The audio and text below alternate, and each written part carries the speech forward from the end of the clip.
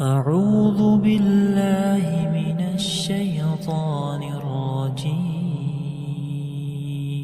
بسم الله الرحمن الرحيم.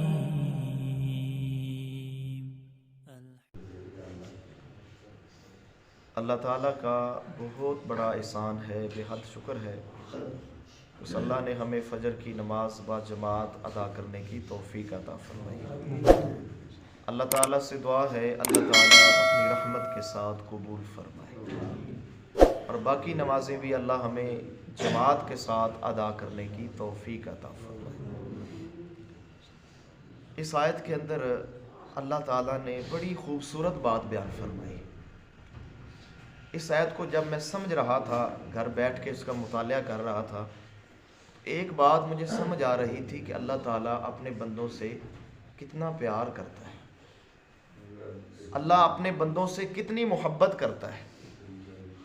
اللہ فرماتے ہیں وَلَقَدْ صَرَّفْنَا، بلا شبہ یقیناً ہم پھیر پھیر کے لائے ہیں، بار بار لائے ہیں، بدل بدل کے لائے ہیں، فی ھذا القرآن، اس قرآن میں، یعنی حکمت کی باتیں، مثالیں، دلائل، واقعات، کئی چیزیں اللہ فرماتے ہیں ہم نے ان کو مختلف انداز میں بدل بدل کے بیان کیا ہے اور بار بار بیان کیا ہے۔ میرے محترم بھائیو، یہ اللہ تعالیٰ کا ایک انداز ہے کہ اللہ چاہتے ہیں کہ میرے بندے کو سمجھ آ جائے، میرے بندے کو بات سمجھنے میں کوئی مشکل پیش نہ آئے۔ ایک آیت کو، ایک بات کو، ایک چیز کو، ایک حکم کو، ایک مثال کو، ایک واقعے کو، ایک حکم کو اللہ تعالیٰ بار بار بیان کرتے ہیں اور بدل بدل کے بیان کرتے ہیں، انداز بدلتے ہیں، اسلوب بدلتے ہیں، مختلف طریقوں سے اللہ تعالیٰ ایک بات کو بیان کرتے ہیں۔ یہ میرے محترم بھائیو اللہ تعالیٰ کا پیار ہے، اور یہ اللہ تعالیٰ کی رحمت ہے کہ اللہ بات کو سمجھانے میں قرآن کے اندر کئی چیزوں سے ساتھ، کئی مثالوں کے ساتھ اللہ تعالیٰ اس بات کو بیان کرتے ہیں۔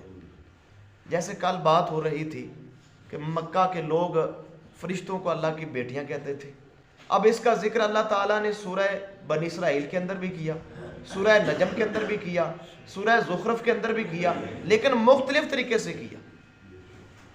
بڑی بات سمجھ میں آتی ہے، یہاں ایک آیت میں بات سمجھ نہیں آ رہی ہوتی، اگلی صورت میں اللہ تعالیٰ وہی بات کسی اور انداز سے سمجھا رہے ہوتے تو وہاں پر بات سمجھ آ جاتی ہے۔ کتنی باتیں ہوتی ہیں جب انسان سنتا ہے درگزر کر جاتا ہے، نہیں غور کرتا، جب اگلی صورت میں آتی ہیں تو انسان غور کر لیتا ہے۔ مختلف طریقوں سے اللہ تعالیٰ نے قرآن کو سمجھانے کی کوشش کی ہے۔ میرے محترم بھائیو، یہ اللہ تعالیٰ کی رحمت ہے، اللہ کا پیار ہے۔ یہ اور بات ہے کہ ہم قرآن سنتے نہیں، پڑھتے نہیں ہیں، ہم نے قرآن کا ترجمہ نہیں پڑھا، اس کو سیکھا نہیں، سمجھا نہیں، وگرنہ یہ ایک انقلابی کتاب ہے میرے محترم بھائیو، دلوں کو پھیرنے والی کتاب ہے، یہ دلوں کے اندر اثر کرنے والی کتاب ہے، بہت بڑی کتاب ہے، سارے علموں کا سر چشمہ یہ قرآن ہے میرے محترم بھائیو۔ سب سے بڑی ہدایت اور شفا کی کتاب ہے یہ قرآن۔ وہ مکہ والے لوگ جن کے دلوں کے اوپر محترم بھائیو زنگ لگ چکے تھے، جو بتوں کی پوجا کرتے تھے، اپنے بنائے ہوئے، اپنے ہاتھوں سے بنائے ہوئے خداؤں کی پوجا کرتے تھے، کتنا بڑا زنگ تھا، خود اپنی ہاتھ سے چیز بنائی ہے، خود اس کے خالق تھے، لیکن جب وہ بن جاتی اسی کو سجدہ کرتے، یہ ہمارے خالق ہے۔ اس سے بڑی بے عقلی اور زنگ آلود بات کیا ہو سکتی ہے؟ اس قرآن نے ان کے زنگ اتار دیے تھے، جو بہت زیادہ گمراہ ہو چکے تھے میرے محترم بھائیو، اللہ نے اس قرآن کی وجہ سے ان کے زنگ اتار دیے۔ اور آگے اللہ فرماتے ہیں کہ یہ قرآن کے اندر میں جو پھیر پھیر کے باتیں کرتا ہوں، بار بار باتیں کرتا ہوں، بدل بدل کے بات سمجھانے کی کوشش کرتا ہوں، پیچھے مقصد کیا ہے؟ لِيَذَّكَّرُوا، تاکہ میرے بندے نصیحت پکڑیں، میرے بندوں کو کوئی سمجھ آ جائے، ان کے دلوں کے اندر یہ باتیں میری گھر کر جائیں، ان کو یہ بات سمجھ میں آ جائے۔ لیکن یہاں میرے محترم بھائیو اسی آیت کے اندر اللہ تعالیٰ ایک گلہ بھی کر رہے ہیں۔ اللہ فرماتے ہیں وَمَا يَزِيدُهُمْ إِلَّا نَفُورًا، لیکن اس قرآن نے ان کو زیادہ نہیں کیا مگر بھاگنے میں زیادہ کیا۔ وہ اس قرآن سے دور ہی ہوئے ہیں. یہ بار بار کی نصیحت اور بار بار کی یہ بات کے اندر تکرار اللہ فرماتے ہیں اس تکرار نے لوگوں کو, اکثر لوگوں کو قرآن سے دور ہی کیا ہے.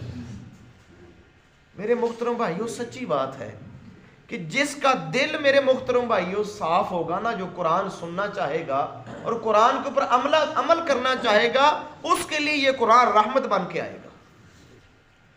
اب جس نے ماننا ہی نہیں میرے محترم بھائیوں, جو ضد کے اندر ہی پکا انسان ہو چکا ہے کہ میں نے قرآن کو نہیں سمجھنا, یا میں نے اس کے اوپر عمل نہیں کرنا, میں نے تو اپنی مولوی کی بات ماننی, یا میں نے اپنی دادی اور امی کی بات ماننی ہے, میں نے تو اس قرآن کی طرف نہیں آنا, تو اللہ فرماتے ہیں وہ قرآن سن کے دور ہی بھاگے گا, وہ قرآن کے نزدیک نہیں آئے گا. اس کی ایک مثال سمجھ لیجئے.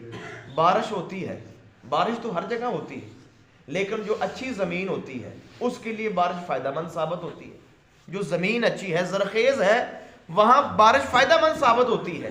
لیکن جو زمین بنجر ہوتی ہے, شور زدہ زمین ہوتی ہے, وہاں بارش عذاب بن جاتی ہے. تو یہ قرآن میرے محترم بھائیوں ان دلوں کے لیے رحمت کی بارش بن جاتا ہے جو دل قرآن کے ساتھ محبت کرتے ہیں, قرآن کو سمجھنا چاہتے ہیں, عمل کرنا چاہتے ہیں, ان کے لیے یہ رحمت بنتا ہے.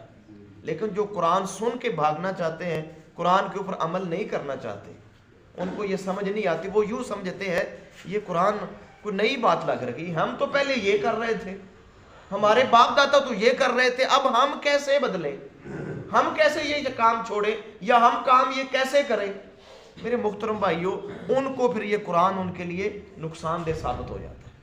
یہ حدیث بھی ہے جناب محمد الرسول اللہ صلی اللہ علیہ وسلم کی صحیح حدیث ہے کہ اللہ نے اس قرآن کے ساتھ کئی قوموں کو عروج دیا, اور اسی قرآن کے ساتھ کئی قوموں کو زوال بھی دیا ہے. صاف ظاہر ہے عروج ان کو ملا جنہوں نے ان کو سینے سے لگایا, اس کے اوپر عمل کیا, ان کو اللہ نے عروج دیا.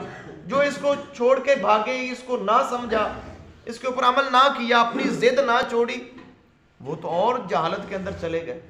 ایک تو گناہ ہوتا ہے انسان کو پتہ نہ ہو, وہ اور گناہ ہوتا ہے اس کی کیفیت اور ہے کہ مجھے پتہ نہیں تھا میں نے گناہ کر لیا.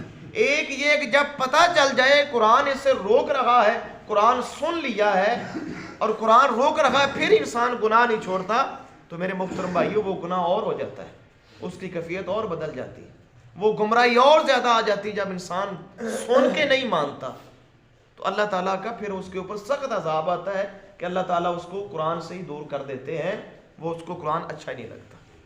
تو میرے محترم بھائیو یہ قرآن ہدایت کی کتاب ہے, اس کو سمجھیں, سینے سے لگائیں, جو ہم عمل کی بات سیکھیں یہاں سے ارادہ کر کے جائیں کہ ہم نے انشاءاللہ اس کے اوپر عمل کرنا ہے, پھر انشاءاللہ یہ قرآن اللہ کی رحمت کی بارش بن کے ہم پہ برسے گا انشاءاللہ. اگر ہم یہ سوچ کر چلے گئے کہ نہیں یار پتہ نہیں میں نے تو یہ نہیں سنا پہلے, یا میرے مزاج کے خلاف بات ہے, یا میرے مسلک کے خلاف بات ہے, یا میرے گھر کے ماحول کے خلاف بات ہے, تو میرے محترم بھائیوں پھر یوں سمجھ لیجئے یہ قرآن آپ کے اوپر اللہ کا عذاب بن کے آ رہا ہے, رحمت بن کے نہیں آ رہا, کیونکہ آپ دور ہی ہوتے جا رہے ہیں, آپ ماننا نہیں چاہتے. اللہ سے دعا ہے اللہ تعالی ہمیں محفوظ فرمائے, اللہ قرآن کا سچا اور صحیح معنوں میں تابع دار بنائے. یقیناً کمی کوتاہی ہو جاتی ہے, اللہ تعالیٰ اپنی رحمت سے معاف فرمائے.